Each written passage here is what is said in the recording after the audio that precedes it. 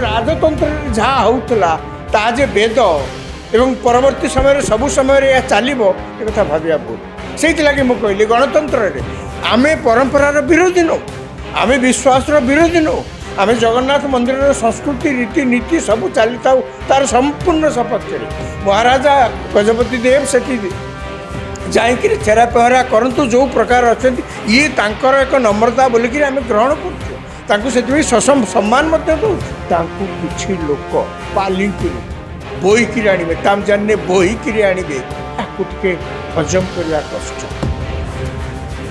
आज देवस्नान पूर्णिमा सबु वर्ष भली आज पुरी रे जगन्नाथ मंदिर रे तीन ठाकुर को जगन्नाथ बलभद्र एवं देवी सुभद्रा को गोटे पटुआर रे रत्न सिंहासन आनी दोलवेदी उपरे बसागला एवं तीन ठाकुर आज स्नान कले 108 गरारे पानी आसी ठाकुर उपरे जितेबाला है हजार हजार कहले बोधे कमिज लक्ष लक्ष लोक देखिकी आखि जमी पवित्र है बोलिक जय जगन्नाथ ध्वनि रे प्रकम्पित करुले। ये गोटे परंपरा वर्ष सारा कालिया शांत मंत्र स्नान करती सबुदिन तो गाधाती किंतु ता मंत्र स्नान प्रकृत में गरारे पानी निक्षेप करा जाए नहीं गरारे पानी ढला जाए नहीं तेणु वर्ष सारा से मंत्र स्नान करती। आज हूँ देवस्नान पूर्णिमा सबु वर्ष ये परंपरा बोधे शह शह हजार हजार वर्ष धरिकी चली आसुची जे देवस्नान पूर्णिमा दिन तांकु तीन ठाकुर को अणाजिबो एवं सेठारे समस्ते पूरा बड़दाण्ड रे शह शह हजार हजार लोक ताकु सीधा सड़क देखि पारुथिबे मंदिर रे पशिकी धाड़ी रे जाई से भिड़ भितर जो अवस्था ता भितर जगन्नाथ उपर आखि पड़े कि न पड़े किए पेली नहीं पदारे आसी केतबेले जे छिड़ा हिथिबो तार ता कारिकी जना न थाए किंतु आज गोटे दिन प्रथम थर पई वर्षर प्रथम थर पई आज जगन्नाथ बलभद्र सुभद्रा स्वयं साधारण लोकंकर दर्शनार्थे आसिकी सेठी विराजमान होती। अवश्य आज देवस्नान पूर्णिमा जो 108 गरारे से गाधाती तापर ताकर शरीर टिके असुस्थ हुए पुणी तीन ठाकुर बाहर केतबेले ना पुणी बाहर गुंडीचा दिन बाहर से दिन प्रसेसन कर अणाजिबो एवं अणागला परे रथारूढ़ हेबे एवं गुंडीचा 9 दिन गुंडीचा यात्रा चलिबो। ये सबु भितरे गोटे कथा टिके मन को अलग अलग लगुच से मतलब गोटे परंपरा से गोटे परंपरा रे परिणत हो जाइए कि मन को टिके अलग लगुच सी कौन ना आज देवस्नान पूर्णिमा से कथा देखा मिलता गुंडीचा दिन से देखा मिल कौन ना पुरीर गजपति राजा दिव्यसिंह देव गोटे पालिंकी जहाँ को तामजानी बोलिक कहती गोटे पालिंकी रे तांको नेइकिरी आसिले एवं राजा महाराजा सेठी सुना पहरा रे सेठी परिष्कार कले जमती गुंडीचा दिन रथरे मध्य से भाव में राजा को आसती पालिंकी रे आसती एवं रथ प्रति रथ को से जाइकरी सेठी सुना खड़िकार सुना पहरा रे छेरा पहरा करती।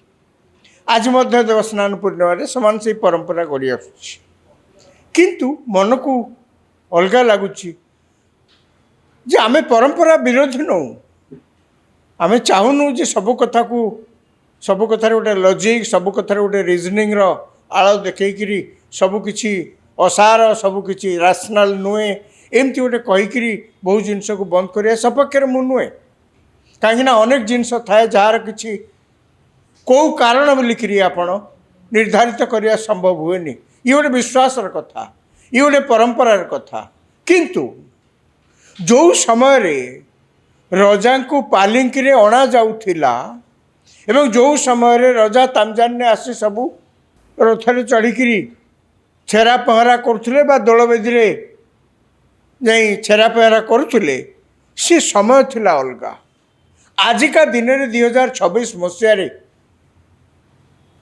किछि लोक राजा को पालिंकी रे बसई राजा मध्य पालिंकी रे बसिकी से कांधे बुहाई रथ जाके आसवे स्नान वेदी पर्यंत आसवे ये कथाटा ठीक लगुनि कहीं राजतंत्र ये सही समय कथा जेतोले राजा कहले तांकू समस्ते भावुतिले भाविया को बाध्य होउतिले राजा कहले समस्ते तांको भावुतिले ये होचंती ईश्वर प्रतिनिधि ईश्वर को देखिवा देखि तो पारुने अंततः तांको प्रतिनिधि राजा को देखुचे पुरी राजा को पुणी साधारण राजा भाव परिगणित करा जाए नहीं से जगन्नाथंकर आद्य सेवक से चलती विष्णु भाव आम धरी नहीं थाऊ एवं तांकर जगन्नाथଙ୍କ सहित संपर्क जगन्नाथଙ୍କର नीतिदिनिया रीति रे सब गोटे बड़ योगदान अच्छी कहीं कहूना से सब बंद हो जाऊ बोली किंतु जो समय राजा को पालिंकी रे धरी लोक कांधे कांधे विभिन्न जगह नौले जगन्नाथ मंदिर स्नान पूर्णिमा दिन हो कि गुंडीचा यात्रा दिन हो आणुले सी जुग कला अनेक जिनस से जगन्नाथ मंदिर रे थिला अनेक रीति नीति से जगन्नाथ मंदिर रे थिला जहाँ समयक्रमे आउ नहीं एबे केते भेष थिला आजिका दिन रे जगन्नाथ मंदिर रे कौन सेतिकी भेष होउची गोटे समय रघुनाथ वेश होउतला आउ तो आजिकली होउनी गिरी गोवर्धन वेश होउतले आउ तो आजिकली होउनी समय थिला जेतेबेले जगन्नाथ मंदिर को नेपाल कस्तूरी पठाउथिला नेपाल राजा तांकर जगन्नाथଙ୍କ मंदिर सहित बहुत वर्षर शह शह वर्षर निबिड़ संपर्क एवं नेपाल राजा कस्तूरी पठाउथिले कस्तूरी कौट आसे ना हिमालय पाददेश गोटे हरिण देखा जाती तांकरी पाखरु यही कस्तूरी मिले कालक्रमे जो मैंने सब पशुप्रेमी से सब या विरुद्ध स्वर उत्तोलन कले आउ कस्तूरी मिलवा कष्ट हो गला भारत और नेपाल मध्य जो संपर्क पूर्व थिला ता धीरे धीरे धीरे धीरे केमती ना केमती से भट्टा पड़ा आरंभ होला एमतिया परिस्थिति भितर नेपाल रु आउ कस्तूरी आसवा जगन्नाथ मंदिर रे व्यवहार होगापाई प्राय केते वर्ष बंद हो गलानी तार ठिकाना नहीं से भी गोटे परंपरा थिला से परंपरा तो बंद हो गलानी तेणु परंपरा गोटे बोलिकी तार आउ किछि संस्कार करा जाई पारिबो नाही परंपरा बोली तार आउ किछि व्यवस्था नुआ व्यवस्था करा जाई पारिबो नाही ए कथा भाबिया भूल समय थिला जगन्नाथ मंदिर भितर को हरिजन मान को पुरे देउ नथिले जो माने शेड्यूल कास्ट शेड्यूल ट्राइब लोक तांको जगन्नाथ कारण जा उठाव ना कहीं पुरे देउ नथिले समय थिला आमे देखिचे सारा ओडिसा रे मंदिर मानकर पशु बलि दिया जाउथला समय थिला आमे देखिचे देश रे सतीदाह प्रथा मध्य थिला आमे जगन्नाथ मंदिर रे देखिचे अनेक अच्छी जो मानू विभिन्न कारण सेठिकार सेवक माने जगन्नाथ मंदिर को कौन सी सेवा करने को सुजोग दियंती नहीं जगन्नाथ पाखक जाकि साधारण लोकटे पहुँचकर कौन जब करने चाहिए से प्रकार व्यवस्था से संभव नुहे जिते राजतंत्र थिला से राजा को 5 माइल दूर किए देखिले भी ये मुंड नईक नमस्कार करदे सी पचे आपको देखिपारे ये कि ये नौले मनीष भितर से सामंतवादी चिंताधारा एत उग्र थिला किंतु राजतंत्र गलानी एबे गणतंत्र यही गणतंत्र आप देखो कलिकता रे गोटे समय मनीष मैंने रिक्शा टाणुले आउ जड़े तादेह बसुले मुझे अनेक थर बसी मत भारी व्यस्त लगे मुझे अनेक थर बसी कि बाट गलापर मुझे ओल्ल पड़ी ना मोर चलिकी जी तुम्हें जाओ जहाँ पैसा नवा कथा नियो आजिका दिन में कलिकता सहर में जो मनीष टणा रिक्शा आउ नाई सहर तली अंचल कौटी कौन गोटे दुटा कौटी जगार थी आउ नाई कारण कौन तार कारण है अनेक स्वर उत्तोलन करने आरंभ कले गोटे मनीष को गोटे रिक्शा बसी एत खरार एत कष्ट पादरे चपल नाई जोता तो पिंधा दूर था कि अवस्था जन को टाणी टाणी से रिक्शा जी टाणुची ता शरीर को देखले दया लगे जड़े पृथुलकाय व्यक्ति रिक्शा पर बसी टाणी टाणी नब कि कष्ट ए दृश्य देखी हेनी बंद हो गलानी केमती बंद है ये तो गोटे परंपरा ऑलमोस्ट थिला ये तो बहुत वर्ष धरिकी चलुला तेणु राजतंत्र जहाँ होता ताजे वेद ଏବଂ ପରବର୍ତ୍ତୀ ସମୟରେ ସବୁ ସମୟରେ ଏହା ଚାଲିବ ଏ କଥା ଭାବିବା ଭୁଲ। ସେଇଥିଲାଗି ମୁଁ କହିଲି ଗଣତନ୍ତ୍ରରେ ଆମେ ପରମ୍ପରାର ବିରୋଧୀ ନୁହଁ, ଆମେ ବିଶ୍ୱାସର ବିରୋଧୀ ନୁହଁ, ଆମେ ଜଗନ୍ନାଥ ମନ୍ଦିରର ସଂସ୍କୃତି ରୀତିନୀତି ସବୁ ଚାଲିଥାଉ ତାର ସମ୍ପୂର୍ଣ୍ଣ ସପକ୍ଷରେ। ମହାରାଜା ଗଜପତି ଦେବ ସେଠି ଯାଇକିରି ଛେରା ପହଁରା କରନ୍ତୁ ଯେଉଁ ପ୍ରକାର ଅଛନ୍ତି, ଇଏ ତାଙ୍କର ଏକ ନମ୍ରତା ବୋଲିକିରି ଆମେ ଗ୍ରହଣ କରୁଛୁ, ତାଙ୍କୁ ସେଥିପାଇଁ ସମ୍ମାନ ମଧ୍ୟ ଦେଉଛୁ। କିନ୍ତୁ ତାଙ୍କୁ କିଛି ଲୋକ ପାଲିଙ୍କିରେ ବୋହିକିରି ଆଣିବେ, ତାମଜାନରେ ବୋହିକିରି ଆଣିବେ, ତାକୁ ଟିକେ ହଜମ କରିବା କଷ୍ଟ। କାହିଁକିନା ଗଣତନ୍ତ୍ରରେ ପ୍ରଶ୍ନ ତ କରିହେଉଛି, ଏ ଅଧିକାର ତ ଗଣତନ୍ତ୍ର ଏତିକି ଦେଇଛି ନା। ରାଜତନ୍ତ୍ରରେ ପ୍ରଶ୍ନ କରିବାର ଅଧିକାର ନଥିଲା। ରାଜା ଈଶ୍ୱରଙ୍କ ପ୍ରତିନିଧି, ସେ ଯାହା କହିଲେ ସେ ମୂର୍ଖ, ସିଏ ହେଉଛି ବେଦ, ଯଦି କିଏ ଅନ୍ୟଥା କଲା ଶିରଚ୍ଛେଦନ। ଗଣତନ୍ତ୍ରରେ ତ ସେ ପ୍ରଶ୍ନ ନାହିଁ। ଗଣତନ୍ତ୍ରକୁ ଯେତେ ବାଗରେ ଯେଉଁଠି ଯେମିତି ହତ୍ୟା କରାଯାଉ ପଛେ ଅନ୍ତତଃ ଏତିକ ଅଧିକାର ତ ଗଣତନ୍ତ୍ର ଦେଇଛି, ସାଧାରଣ ଲୋକଙ୍କୁ ପ୍ରଶ୍ନ କରିପାରିବ। ଆଜି ତ ସେଇ ପ୍ରଶ୍ନ ଉଠିଛି। 8 ବର୍ଷ ତଳେ ବାବା ବଳିଆ ଏ କଥା ମଧ୍ୟ ଉଠାଇଥିଲେ। ସେ ଗୋଟେ ଚିଠି ମଧ୍ୟ ଲେଖିଥିଲେ ଗଜପତି ମହାରାଜକୁ, ଏବଂ ସେ ଚିଠିର ଯାହା ସାରାଂଶ ଥିଲା ମୋଟାମୋଟି ଭାବରେ କୁହାଉଥିଲେ, ଆପଣଙ୍କୁ କିଏ ବନ୍ଦ କରିବା ପୂର୍ବରୁ ଆପଣ ନିଜେ ନିଷ୍ପତ୍ତି ନିଅନ୍ତୁ। ନା, ମୁଁ ଯେଉଁ ଛେରା ପହଁରା କରିବି, ଯାହାକୁ ଲକ୍ଷ ଲକ୍ଷ ଲୋକ ଅପେକ୍ଷା କରିଛନ୍ତି ଦେଖିବା ପାଇଁ, ଏ ମନୋରମ ଦୃଶ୍ୟକୁ ଦେଖିବା ପାଇଁ, ମୁଁ ତାଙ୍କୁ ନିରାଶ କରିବି ନାହିଁ। କିନ୍ତୁ ଆଉ ମଣିଷର କାନ୍ଧରେ ବୁହା ହେଇକିରି ମୁଁ ରଥ ଯାକେ ଯିବିନି କି ସ୍ନାନବେଦୀ ଯାକେ ଦେବି ନାହିଁ, ମୁଁ ଚାଲି ଚାଲି ଯିବି। ମହାରାଜା ଯଦି ଥରେ ଘୋଷଣା କରନ୍ତି ଯେ ସିଏ ଆଉ କାହା କାନ୍ଧରେ ବସିକିରି ଯିବେ ନାହିଁ, ସିଏ ଚାଲି ଚାଲି ଯିବେ, ଆପଣ ଭାବନ୍ତୁ ସାରା ଓଡ଼ିଶାର ଲକ୍ଷ ଲକ୍ଷ ଓଡ଼ିଆ, କୋଟି କୋଟି ଓଡ଼ିଆ, ସାରା ଭାରତବର୍ଷର ଲୋକ କହିବାକୁ ଗଲେ କେତେ ଗର୍ବ ଅନୁଭବ କରିବେ। ଇଏ ଜଣେ ମହାରାଜାଙ୍କର ଏଭଳି ବଦାନ୍ୟତା, ଏଭଳି ଉଦାର ଚିନ୍ତାଧାରା, ତାହା ସାରା ଦେଶରେ କହିବାକୁ ଗଲେ ଅନ୍ୟ କୌଣସି ଜାଗାରେ ତାର ଉଦାହରଣ ଦେଖିବାକୁ ମିଳେ ନାହିଁ। କିନ୍ତୁ ସେ ଚିଠି ପାଇଲା ପରେ ମହାରାଜା ତ ଏପର୍ଯ୍ୟନ୍ତ ଚୁପ୍ ଅଛନ୍ତି, ସେ ବିଷୟରେ କିଛି କହୁନାହାନ୍ତି। ଅନେକ ରକ୍ଷଣଶୀଳ ବ୍ୟବସ୍ଥା ୟା ଭିତରେ ଆମେ ବନ୍ଦ କରିଦେଲୁଣୁ। ଜଗନ୍ନାଥ ମନ୍ଦିରରେ ଆଗେ କ'ଣ ଇଲେକ୍ଟ୍ରିକ୍ ଲାଇଟ୍ ଥିଲା? ପୋଲାଙ୍ଗ ତେଲରେ ଦୀପ ଜଳୁଥିଲା।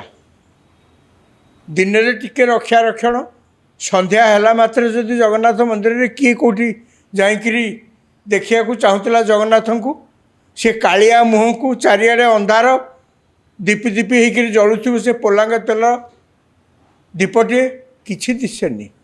ଏବେ ତ ଚାରିଆଡ଼େ ଆଲୋଳମୟ ଇଲେକ୍ଟ୍ରିକ୍ ଲାଇଟ୍। ଗୋଟେ ସମୟରେ ମୁଁ ହିଁ ମଧ୍ୟ ଶୁଣିଛି କେତେକ କମ୍ପାନୀ ଆସି କହିଲେ ଆମେ ମାଗଣାରେ ଜଗନ୍ନାଥ ମନ୍ଦିରର ସବୁ ଆଲୋକୀକରଣ କରିଦେବୁ। ତାଙ୍କୁ ମନା କଲେ, ନା ଏହା ହେଇପାରିବ ନାହିଁ, ସମସ୍ତେ ବିରୋଧ କଲେ। ଆଜିକା ଦିନରେ କ'ଣ ହେଇଛି? ସମୟ ବହୁତ କିଛି ବଦଳାଇ ଦିଏ। ରୀତି ନୀତି, ଚାଲି ଚଳନ, ଖାଦ୍ୟ, ବସ୍ତ୍ର ପିନ୍ଧିବା ସବୁକିଛି ମଣିଷର ଦେଖିବେ। ଆପଣ ନିଜକୁ ଥରେ ପଚାରନ୍ତୁ ତ, ଯାହା ଆମେ ଥିଲୁ 50 ବର୍ଷ ପୂର୍ବେ, 60 ବର୍ଷ ପୂର୍ବେ, ଆଜି କ'ଣ ସେୟା ଅଛି? ସେତେବେଳେ ଯଦି କଲେଜ ବାରଣ୍ଡାରେ କିଏ କାହାକୁ ଚାହିଁ ଦେଉଥିଲା, କେତେ କ'ଣ କୁହାଯାଉଥିଲା, ଆଜିକାଲି ଅଛି ନା। ସେତେବେଳେ କେଉଁ ପୁଅକୁ ଝିଅ କଥା ହେବାକୁ ମଧ୍ୟ ଏକର ସେକର ଚାହୁଁଥିଲେ, ଆଜିକାଲି ଅଛି? କାରଣ କ'ଣ? ସେମାନେ କ'ଣ ଏବେ ଯାହା ସବୁ ଏତେ ପରସ୍ପର ଭିତରେ କଥାବାର୍ତ୍ତା ହେଉଛନ୍ତି, ପରସ୍ପର ମିଶୁଛନ୍ତି, ସେମାନେ କ'ଣ ସମସ୍ତେ ଖରାପ? ଏବଂ ଯାହା ସବୁ ହେଇଗଲା କ'ଣ ସବୁ ଖରାପ? ଅତୀତ ଯାହା ଥିଲା କ'ଣ ସବୁ ଭଲ? ସମୟକ୍ରମେ ସବୁକିଛି ବଦଳିଯାଏ। ଜଗନ୍ନାଥ ମଧ୍ୟ ଏହାର ବ୍ୟତିକ୍ରମ ନୁହନ୍ତି। ଜଗନ୍ନାଥ ମନ୍ଦିରର ରୀତିନୀତି ମଧ୍ୟ ଏହାର ବ୍ୟତିକ୍ରମ ନୁହେଁ। ଆଜି ଏହି ଦେବସ୍ନାନ ପୂର୍ଣ୍ଣିମା ପବିତ୍ର ଦିବସ ଅବସରରେ ଅନ୍ତତଃ ମୁଁ ଆଶା କରିବି ଯେ ପୁରୀର ଗଜପତି ମହାରାଜା ଦିବ୍ୟସିଂହ ଦେବ ସାରା ଓଡ଼ିଶା କାହିଁକି ସାରା ଭାରତକୁ ଗୋଟେ ନୂଆ ଦିଗ୍ଦର୍ଶନ ଦେବେ। ଗୋଟେ ଜଗନ୍ନାଥ ସଂସ୍କୃତିର ଅନନ୍ୟ ସୋପାନକୁ ସାରା ଦେଶରେ ସେ ଉଜାଗର କରିବେ।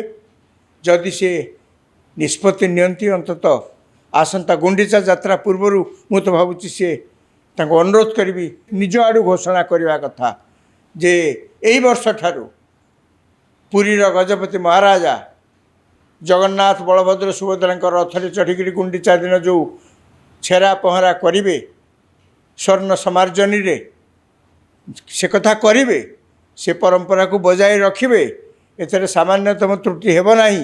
କିନ୍ତୁ ମୁଁ ଘୋଷଣା କରୁଛି, ଆଉ ମଣିଷ ହିସାବରେ ମୁଁ ଆଉ କେଉଁ ମଣିଷର କାନ୍ଧରେ ଭରା ହୋଇ ତାମଜାନିରେ ବସି ରଥରେ ଛେରା ପହଁରା କରିବାକୁ ଯିବି ନାହିଁ। ଏ ପ୍ରଥା ଏଇ ବର୍ଷଠାରୁ ମୁଁ ଘୋଷଣା କରୁଛି ବନ୍ଦ ହେଲା। ତାହେଲେ ଆପଣ ଦେଖିବେ ଇଏ ଜଗନ୍ନାଥ ସଂସ୍କୃତିର ଗୋଟେ ଅନନ୍ୟ ସୋପାନ ଅନ୍ତତଃ ପୁରୀ ଗଜପତି ମହାରାଜା ସାରା ଦେଶ ସମ୍ମୁଖରେ ଉଜାଗର କରିବେ ବୋଲିକିରି ଆଶା କରିବା ସ୍ୱାଭାବିକ।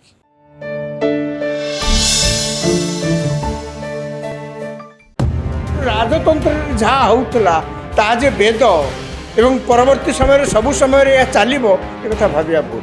ସେଇଥିଲାଗି ମୁଁ କହିଲି ଗଣତନ୍ତ୍ରରେ ଆମେ ପରମ୍ପରାର ବିରୋଧୀ ନୁହଁ, ଆମେ ବିଶ୍ୱାସର ବିରୋଧୀ ନୁହଁ, ଆମେ ଜଗନ୍ନାଥ ମନ୍ଦିରର ସଂସ୍କୃତି ରୀତିନୀତି ସବୁ ଚାଲିଥାଉ ତାର ସମ୍ପୂର୍ଣ୍ଣ ସପକ୍ଷରେ। ମହାରାଜା ଗଜପତି ଦେବ ସେଠି ଯାଇକିରି ଛେରା ପହଁରା କରନ୍ତୁ ଯେଉଁ ପ୍ରକାର ଅଛନ୍ତି, ଇଏ ତାଙ୍କର ଏକ ନମ୍ରତା ବୋଲିକିରି ଆମେ ଗ୍ରହଣ କରୁଛୁ, ତାଙ୍କୁ ସେଥିପାଇଁ ସମ୍ମାନ ମଧ୍ୟ ଦେଉଛୁ। ତାଙ୍କୁ କିଛି ଲୋକ ପାଲିଙ୍କିରି ବୋହିକିରି ଆଣିବେ, ତାମଜାନିରେ ବୋହିକିରି ଆଣିବେ, ତାକୁ ଟିକେ ହଜମ କରିବା କଷ୍ଟ। ଆଜି ଦେବସ୍ନାନ ପୂର୍ଣ୍ଣିମା, ସବୁ ବର୍ଷ ଭଳି ଆଜି ମଧ୍ୟ ପୁରୀରେ ଜଗନ୍ନାଥ ମନ୍ଦିରରେ ତିନି ଠାକୁରଙ୍କୁ ଜଗନ୍ନାଥ ବଳଭଦ୍ର ଏବଂ ଦେବୀ ସୁଭଦ୍ରାଙ୍କୁ ଗୋଟେ ପଟୁଆରରେ ତାଙ୍କ ରତ୍ନ ସିଂହାସନରୁ ଆଣି ଦୋଳବେଦୀ ଉପରେ ବସାଗଲା ଏବଂ ତିନି ଠାକୁରେ ଆଜି ସ୍ନାନ କଲେ।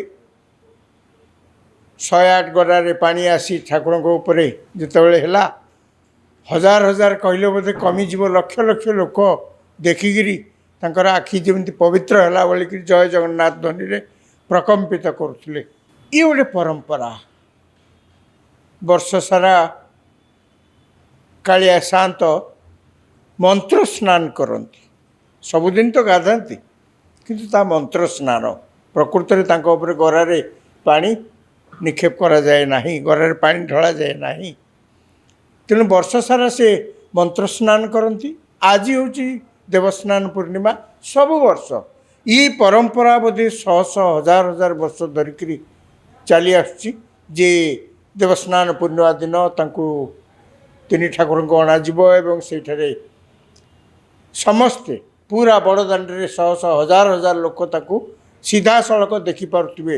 ମନ୍ଦିରରେ ପଶିକିରି ଧାଡ଼ିରେ ଯାଇ ସେ ଭିଡ଼ ଭିତରେ ଯେଉଁ ଅବସ୍ଥା, ତା ଭିତରେ ଜଗନ୍ନାଥଙ୍କ ଉପରେ ଆଖି ପଡ଼େ କି ନ ପଡ଼େ, କିଏ ପେଲି ନେଇକିରି ପଦାରେ ଆସି କେତେବେଳେ ଯେ ଛିଡ଼ା ହେଇଥିବ ତାହା କାହାରିକି ଜଣା ନଥାଏ। କିନ୍ତୁ ଆଜି ଗୋଟିଏ ଦିନ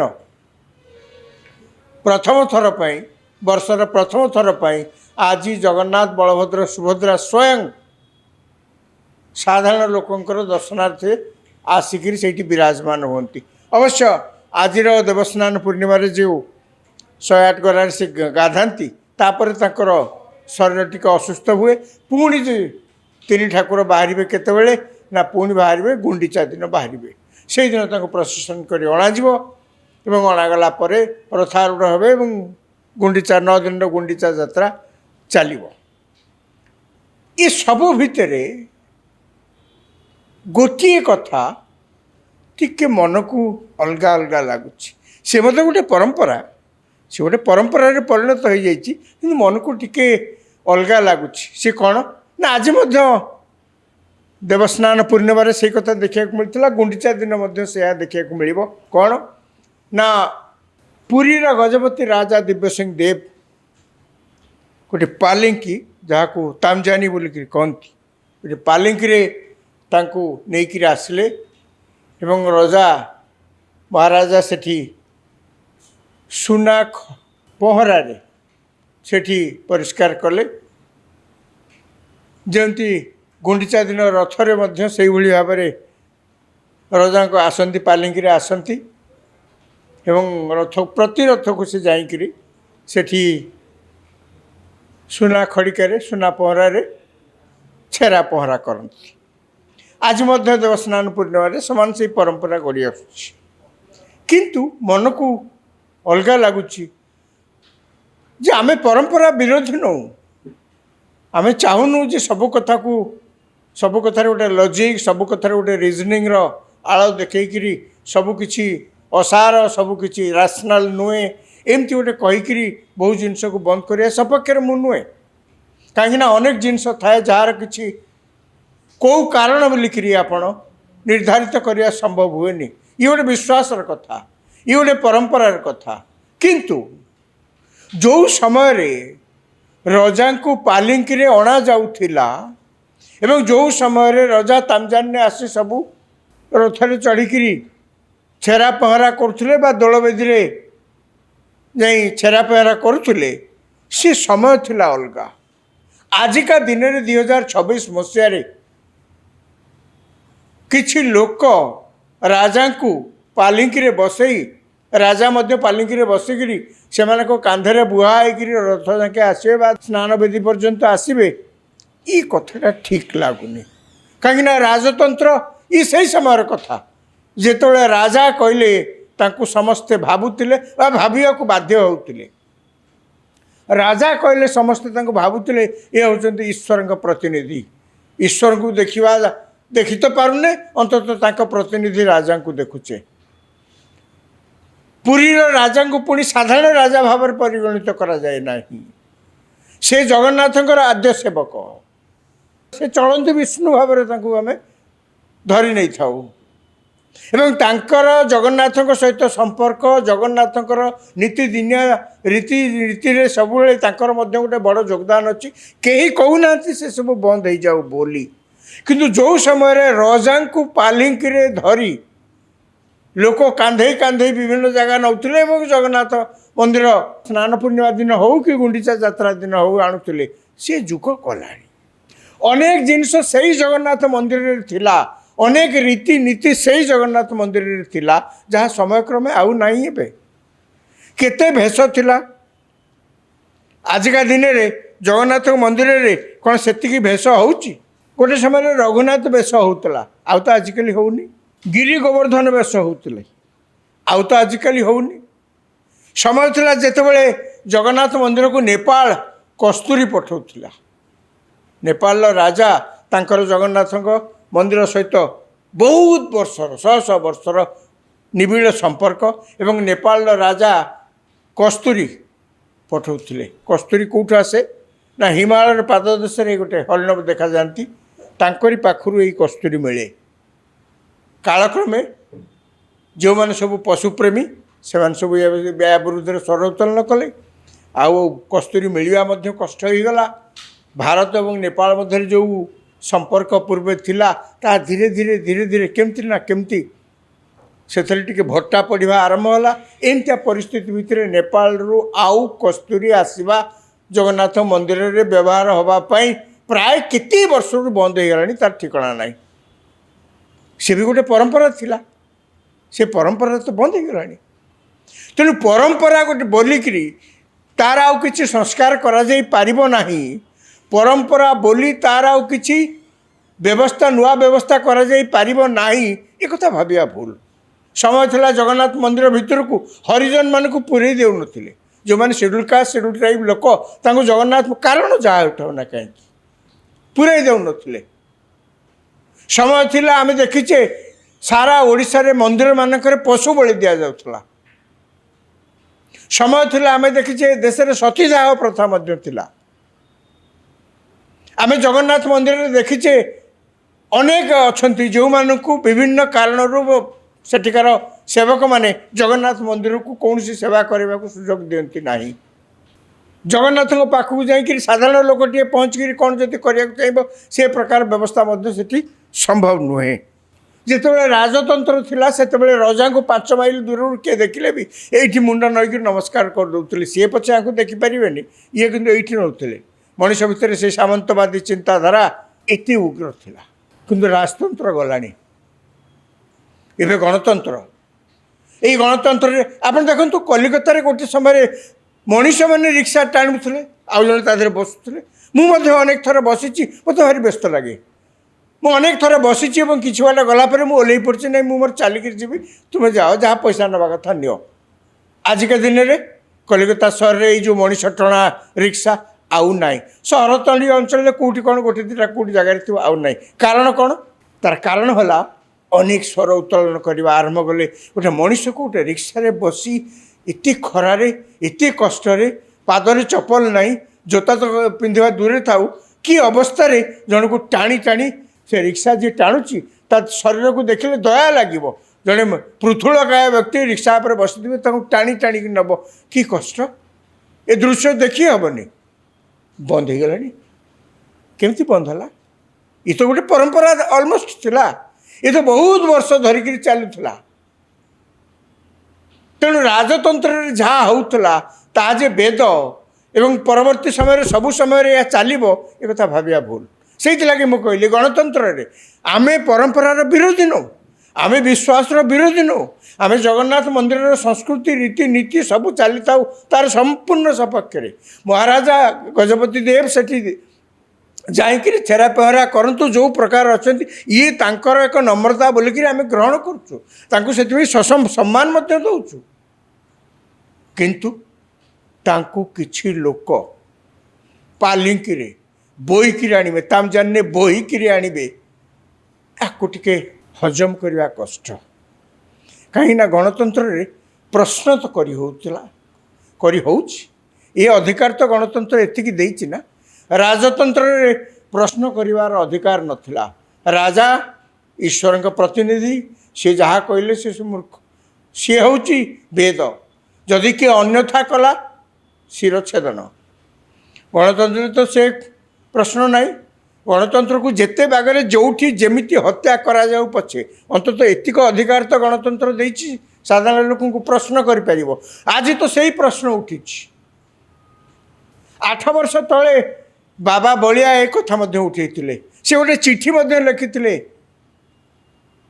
गजपति महाराज को एवं से चिठीर जहाँ सारांश थिला मोटामोटी भाव में कहते आपण को किए बंद करने पूर्वर आपण निजे निष्पत्ति नियंतु ना मु जो छेरा पहरा करी जहाँ को लक्ष लक्ष लोक अपेक्षा कर देखा ए मनोरम दृश्य को देखापी मुझे निराश करी ना किंतु आउ मनीषर कांधे बुआई मु रथ जाके जीविनी कि स्नान बेदी जाके देवी ना मु चाली चाली जीवी महाराजा जदि थरे घोषणा करती जे सी आउ कहा कांधे बसिक जीवे ना सी चाली चाली जीवे आपण भावतु सारा ओडिशार लक्ष लक्ष ओडिया कोटी कोटी ओडिया सारा भारत वर्षर लोक कह बोले केते गर्व अनुभव करेंगे ये जड़े महाराजा एभली बदान्यता एभली उदार चिंताधारा ताहा सारा देश में कहवाक गले अन्य कौन सी जगार तार उदाहरण देखा मिले नहीं किंतु से चिठी पाइला पर महाराजा तो एपर्यंत चुप अच्छा से विषय किसी कहूना अनेक रक्षणशील व्यवस्था या भितर आम बंद करदेलु जगन्नाथ मंदिर रे आगे कौन इलेक्ट्रिक लाइट थिला पोलांग तेल दीप जलुला दिन में टिके रक्षा रक्षण संध्या है मात्र जदि जगन्नाथ मंदिर रे किए कौटी जाकि देखा चाहूला जगन्नाथ को सी कालिया मुह को चारिआडे अंधार दीपी दीपी होकर जलुव से पोलांग तेल दीपटे किसी दिशेनी एवं तो चारिआडे हालोलमय इलेक्ट्रिक लाइट गोटे समय मुझे शुणी केतक कंपानी आसी कहले आमे मागणारे जगन्नाथ मंदिर सब आलोकीकरण करदेबू तांको मना कले ना हो पार नहीं समस्ते विरोध कले आजिका दिन में कौन है समय बहुत किसी बदल दिए रीति नीति चाली चलन खाद्य वस्त्र पिंधा सब किसी मनीषर देखिए आपण निजक थरे पचारतु तो जहाँ आमे थिलु 50 वर्ष पूर्वे 60 वर्ष पूर्वे आज कौन से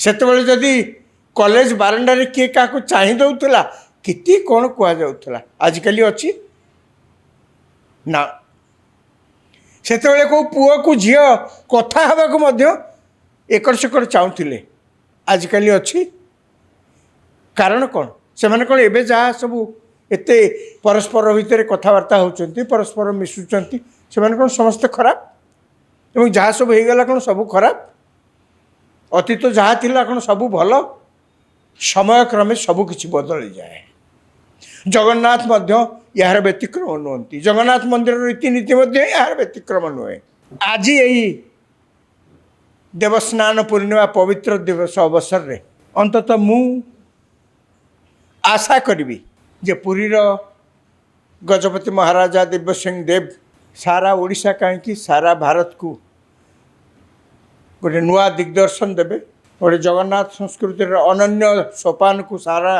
देश रे से उजागर करेंगे जदि से निष्पत्ति नियंती अंततः आसंता गुंडीचा यात्रा पूर्वर मु तो भावुची से अनुरोध करी निज आड़ू घोषणा करने कथा जे यही वर्ष ठारू पुरीर गजपति महाराजा जगन्नाथ बलभद्र सुभद्रा रथरे चढ़ी गुंडीचा दिन जो छेरा पहरा करेंगे स्वर्ण समार्जनी रे से कथा करेंगे से परंपरा को बजाय रखिए एथरे सामान्यतम त्रुटि हेब नाही किंतु मु घोषणा करछि आउ मनीष हिसाब रे मु आउ को मनीषर कांधरे भरा होई तामजानी रे बसी रथरे छेरा पहरा करने को जीवी नाही ए प्रथा एई वर्ष ठारू मु घोषणा करछि बंद हैला ताहले आपण देखिबे ये जगन्नाथ संस्कृति गोटे अनन्य सोपान अंततः पुरी गजपति महाराजा सारा देश सम्मुख में उजागर करेंगे बोलिकी आशा करिया स्वाभाविक।